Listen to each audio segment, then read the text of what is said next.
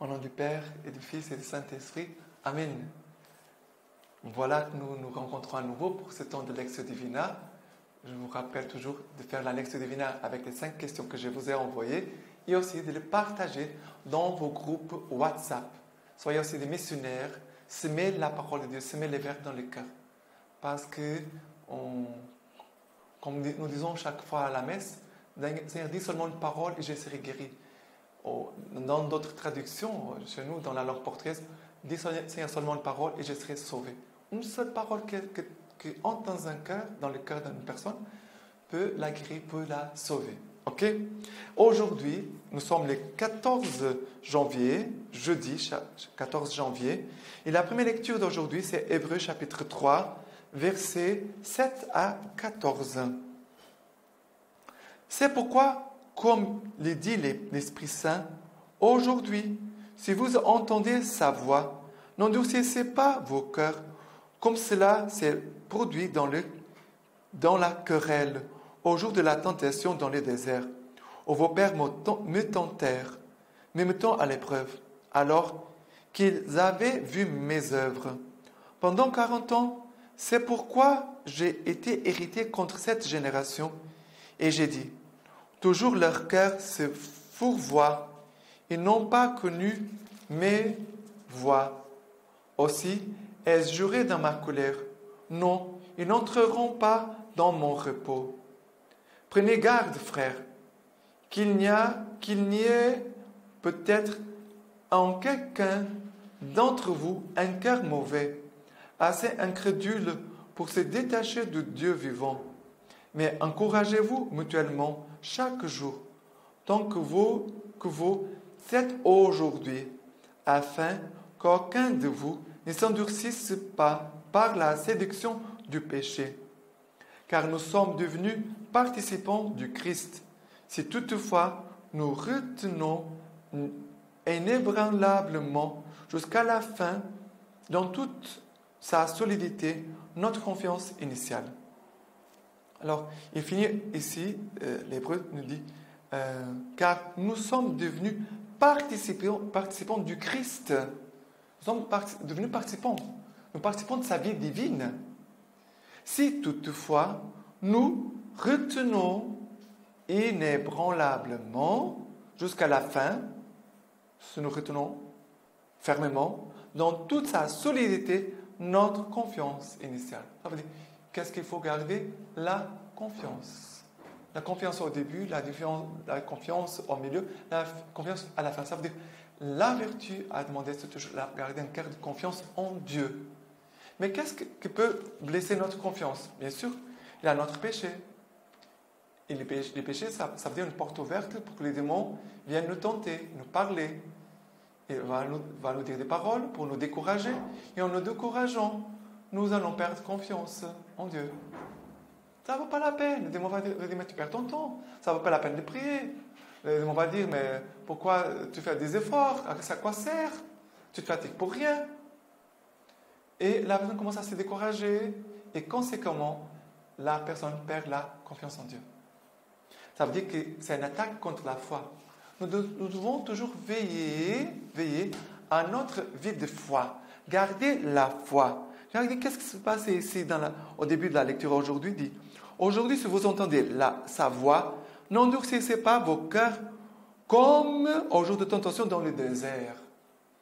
Mais qu'est-ce qui s'est passé au désert? Il a eu le peuple qui était dans le désert commençait à murmurer contre Moïse, contre Dieu, à récriminer, à dire du mal.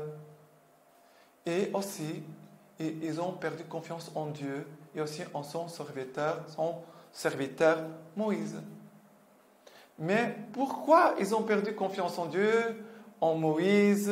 Ils ont commencé à murmurer, à réclamer, à dire du mal, à même s'opposer. Ils vont même arriver au point de s'opposer à Dieu et à Moïse. Pourquoi? Parce qu'ils ont laissé le cœur s'endurcir. Pourquoi les cœurs sont endurcis? Parce qu'ils n'écoutaient pas la voix du Seigneur. Ils n'écoutaient pas la voix du Seigneur. Ça veut dire, écouter la voix du Seigneur, c'est comme l'eau qui tombe dans un désert. S'il y a un désert, n'importe quel désert au monde, Si tu mets de l'eau, qu'est-ce que ça va faire? Ça va pousser. Il a la vie. Toujours. C'est merveilleux. Parfois, de voir à la télé des programmes qui nous montrent les déserts. Et d'un coup, quand il a les pluies, la vie d'un coup, elle se développe. C'est magnifique. Dans les déserts, il peut avoir aussi la vie. Mais aussi dans les déserts, on peut trouver aussi la mort. On trouvera la vie dans les déserts s'il y a la parole de Dieu, qui renouvelle notre confiance, qui ouvre notre cœur, qui ne laisse pas endurcir, qui me fait avoir confiance, qui me fait garde ma foi vivante, et aussi qui garde l'amour envers Dieu. Et comme ça, je peux aller jusqu'au bout. Voilà la première lecture d'aujourd'hui que je voulais aussi vous partager. Le psaume d'aujourd'hui, c'est le psaume 95-94, versets 6 à 11. Il est comme ça. Entrez, courbons-nous, prosternons-nous, à genoux devant le Seigneur qui nous a fait, car c'est lui notre Dieu, et nous le peuple de son bercail, le troupeau de sa main. Aujourd'hui, si vous écoutiez sa voix, n'endurcissez pas vos cœurs comme à Mériba, comme au jour de Massa dans les déserts, où vos pères m'éprouvaient, me tentaient alors qu'ils me voyaient agir. 40 ans, cette génération m'a dégoûté, et j'ai dit, toujours ce cœur errant, ces gens-là n'ont pas connu mes voies. Alors j'ai juré en ma colère, jamais ils ne parviendront à mon repos. Très important. Moi, j'aime beaucoup, vraiment, ces psaumes. Pourquoi? Parce qu'il nous dit, aujourd'hui, si vous écoutez sa voix. Et moi, j'aime beaucoup répéter ça. Aujourd'hui, si vous écoutez sa voix. Parce que chaque jour, nous écoutons sa voix. Chaque jour, ici chez nous, dans notre communauté, nous avons les laudes, les vêpres, les complis, la messe, le rosaire, la prière personnelle, l'adoration. Nous avons beaucoup de temps de prière. Ça veut dire que nous avons beaucoup de moments pour écouter la voix du Seigneur. Mais cette parole, elle peut entrer et sortir. Elle peut tomber même à côté. Ou elle peut rester en moi. Pour rester en toi. Et c'est pour ça que moi, j'aime beaucoup prier, de dire Seigneur, que je puisse écouter ta voix. Que je puisse écouter ta voix. Et non pas seulement écouter la parole de Dieu qui m'est adressée, mais écouter ce que le Seigneur veut me dire personnellement. Écoutez la parole du Seigneur, mais écoutez aussi ce qu'il veut me dire personnellement. Et regardez que ces psaumes que nous avons écoutés, ils commencent par une attitude d'humilité. Entrez, courbons-nous, prosternons-nous. Ça veut dire que je me mets à genoux devant le Seigneur. Je me mets en présence du Seigneur. Voilà. Je entre dans la présence du Seigneur. Je me courbe d'une attitude humble. Je me mets à genoux en reconnaissant la grandeur de Dieu et en reconnaissant le néant que je suis. Et c'est là, après, qu'on écoute la voix du Seigneur. On veut écouter la voix du Seigneur. Je veux écouter ta voix. Et ta voix, la voix du Seigneur, sa parole, si on la garde, si on va la suivre, on ne sera pas perdu dans le désert, on ne va pas mourir dans le désert, mais on entrera dans le repos de Dieu. On entrera dans la paix de Dieu. OK? Et l'évangile d'aujourd'hui, c'est Marc chapitre 1er, versets 40 à 45. Il est comme ça.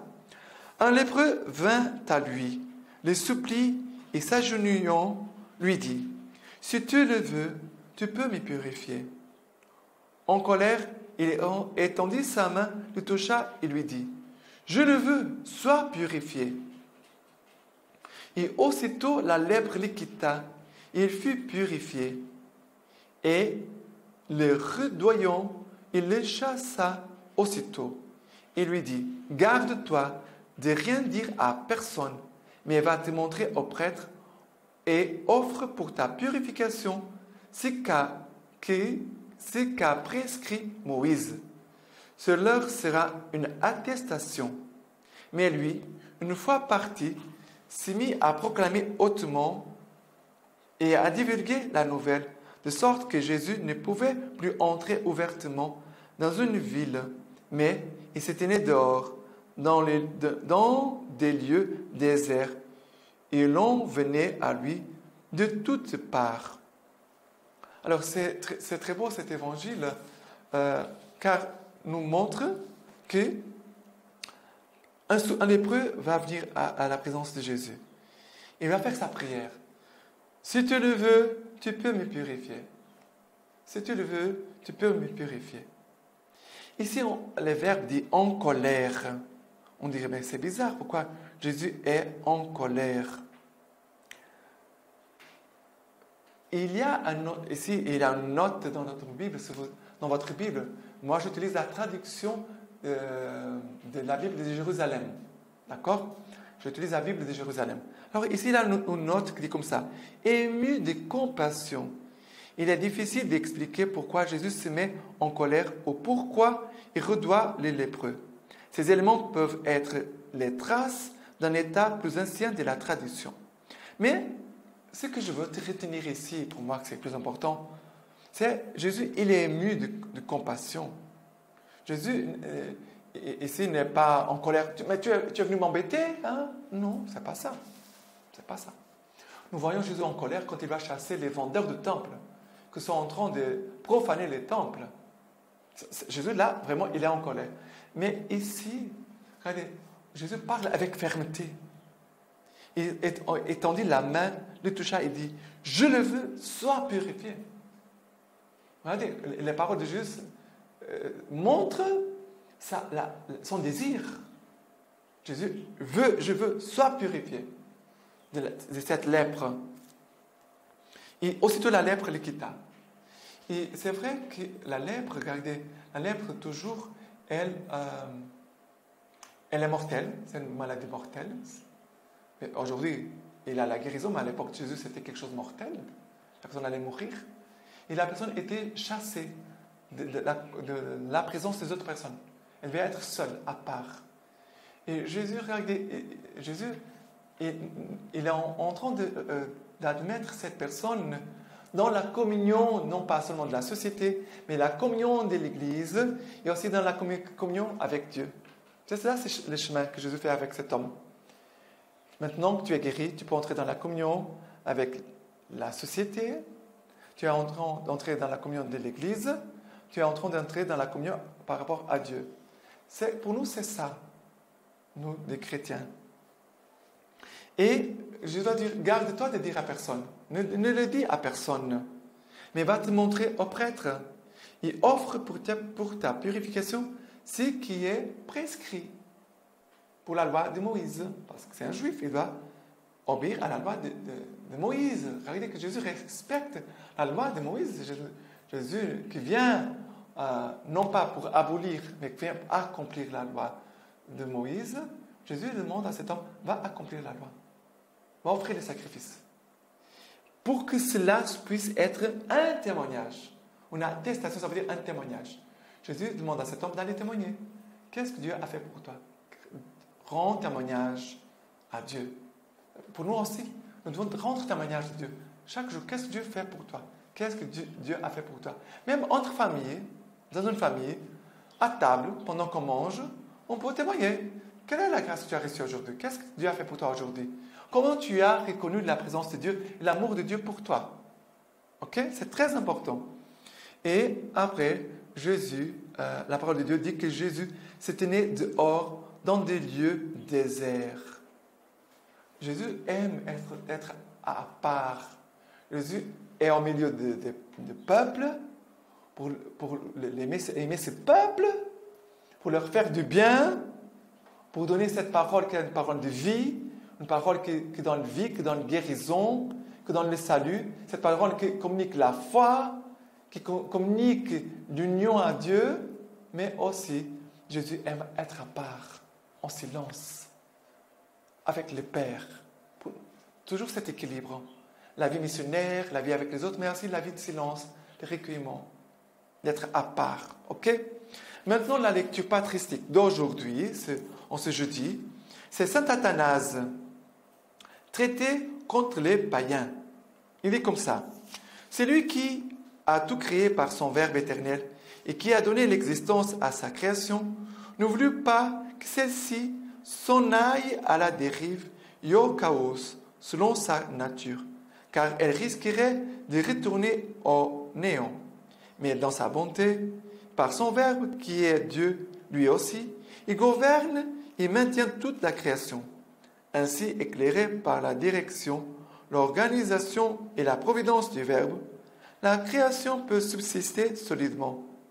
En effet, elle participe elle-même du Verbe qui est vraiment issu du Père, et elle est soutenue par lui dans l'existence.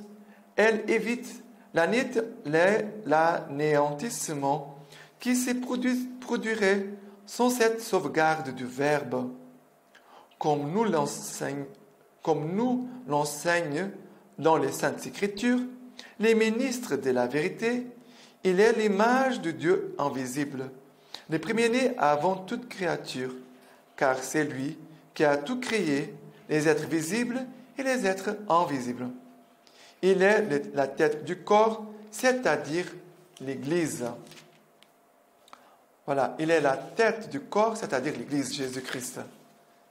Et aujourd'hui, nous continuons la préparation pour la consécration à la Vierge Marie selon les traités de la prédication de Saint Louis Grignon de Montfort. Et aujourd'hui, nous allons voir du numéro 31 au numéro 40. Dieu le Fils veut se former et, pour ainsi dire, s'incarner tous les jours par sa chère mère dans ses membres. C'est beau. Jésus veut s'incarner en nous, les membres du corps, c'est l'Église, par sa mère. Comme leur bonne mère, vous les enfants, nourrissez, élèverez, et comme leur souveraine, vous les conduirez, gouvernerez et défendrez. Voilà. La mère de Jésus veut, et notre mère, veut nous enfanter, nourrir, élever, nous conduire, gouverner et défendre. Numéro 32. Un homme est né en elle. Selon l'explication de quelques pères, le premier homme qui est né en Marie est l'homme Dieu, Jésus-Christ. Le second est un homme pur, enfant de Dieu et de Marie par adoption. Si Jésus-Christ, le chef des hommes, est né en elle, les prédestinés, ça veut dire nous, les chrétiens, qui aimons la Vierge Marie, que nous l'accueillons. Si Jésus-Christ, le chef des hommes, est né en elle, les prédestinés, qui sont les membres de ce chef, doivent aussi naître en elle par une suite nécessaire. Une même mère ne met pas au monde la tête ou les chefs sans les membres, ni les membres sans la tête. Autrement, ce serait un monstre de la nature. De même, dans l'ordre de la grâce, les chefs et les membres naissent d'une même mère. C'est beau. Numéro 33. Le ciel et la terre lui répètent 1000 et 1000 fois tous les jours. Et béni est le fruit de votre sein, Jésus. Jésus-Christ est pour chaque homme en particulier qui les possède aussi véritablement le fruit et l'œuvre de Marie. Jésus est le fruit et l'œuvre de Marie. Grand merci à Marie. Ce que je possède est son effet et son fruit, et sans elle, je ne l'aurais pas. Tous les prédestinés pour être conformes à l'image de Dieu, du Fils de Dieu, sont en ce monde cachés dans le sein de la très sainte Vierge, où ils sont gardés, nourris, entretenus et agrandis par cette bonne mère, jusqu'à ce qu'elle ne les enfante à la gloire après la mort, qui est proprement le jour de leur naissance, comme l'Église appelle la mort des justes. Au mystère de grâce inconnu, aux réprouvés et peu connus des prédestinés. Ça veut dire que c'est un grand mystère de grâce inconnu aux réprouvés, c'est qu'il n'y a pas la Vierge Marie, qui ne l'accepte pas comme sa mère, et peu connu des prédestinés. Même de nous les chrétiens, nous les catholiques, nous connaissons peu la Vierge Marie. Et sans lui grignotement fort. 34. Dieu, le Saint-Esprit, veut se former en elle et par elle des élus. Et il lui dit, j'étais ma bien-aimée et mon épouse, les racines de toutes vos vertus dans mes élus, afin qu'ils croissent de vertu en vertu et de grâce en grâce. Reproduisez-vous pour cet effet dans mes élus, que je vois en eux, avec complaisance, les racines de votre foi invincible, de votre humilité profonde, de votre mortification universelle, de votre oraison sublime, de votre charité ardente, de votre espérance ferme et de toutes vos vertus. Vous êtes toujours mon épouse aussi fidèle, aussi pure et aussi féconde que jamais. Que votre foi me donne des fidèles, que votre pureté me donne des vierges, que votre fécondité me donne des élus et des temples. Numéro 35. Quand Marie a jeté ses racines dans une âme, elle y produit des merveilles, des grâces qu'elle seule peut produire parce qu'elle est seule la Vierge féconde qui n'a jamais eu ni n'aura jamais sa semblable en pureté et en fécondité. Marie a produit avec le Saint-Esprit la plus grande chose qui ait été et sera jamais, qui est un Dieu homme. Et elle produira conséquemment les plus grandes choses qui seront dans les derniers temps. La formation et l'éducation des grands saints qui seront sur la fin du monde, lui, est réservé, car il n'y a que cette Vierge singulière et miraculeuse qui peut produire en union du Saint-Esprit les choses singulières et extraordinaires. La formation et l'éducation des grands saints qui seront sur la fin du monde, lui, est réservé. Ça veut dire, les grands saints, en ce dernier temps, est réservé à la Sainte Vierge. C'est très important. Elle a un rôle très important dans notre temps et dans la vie de chacun de nous. 36. Quand le Saint-Esprit, son époux, l'a trouvé dans une âme, et il vole, il entre pleinement et se communique à cette âme abondamment et autant qu'elle donne place à son épouse. Le Saint-Esprit ne fait pas maintenant des merveilles éclatantes dans les âmes, c'est qu'il n'y trouve pas une assez grande union avec sa fidèle et indissoluble épouse. Ça veut dire que cet esprit, ça ne fait pas des miracles plus grands, c'est parce qu'il ne voit pas en nous une union plus grande avec la Vierge Marie. Maintenant, on commence à notre titre. La dévotion à la très sainte Vierge est nécessaire. On va traiter de ce thème. La dévotion à la très sainte Vierge est nécessaire. Pourquoi? Numéro 37. Marie a reçu de Dieu une grande domination dans les âmes des élus, car elle ne peut pas faire en eux sa résidence, comme Dieu le Père lui a ordonné, les former, les nourrir et les enfanter à la vie éternelle comme leur mère. Leur mère. Les avoir pour son héritage et sa portion, les former en Jésus-Christ et Jésus-Christ en eux, jeter dans leur cœur les racines de ses vertus et être la compagne indissoluble de Saint-Esprit pour tous ses ouvrages de grâce. Car, elle ne peut pas, dis-je, faire toutes ces choses qu'elle n'ait droit et domination dans leurs âmes, par une grâce singulière du Très-Haut, qui, lui ayant donné puissance sur son Fils unique et naturel, lui a aussi donné sur ses enfants adoptifs, non seulement quant au corps, ce qui serait peu de choses, mais aussi quant à l'âme. 38. Marie est la reine du ciel et de la terre par grâce, comme Jésus en est le roi par nature et par conquête. Le royaume de Dieu est au-dedans de vous. Très important. Le royaume de Dieu est au-dedans de vous. De même, le royaume de la très sainte Vierge est principalement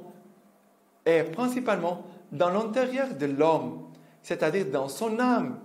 et c'est principalement dans les âmes qu'elle est plus glorifiée avec son Fils.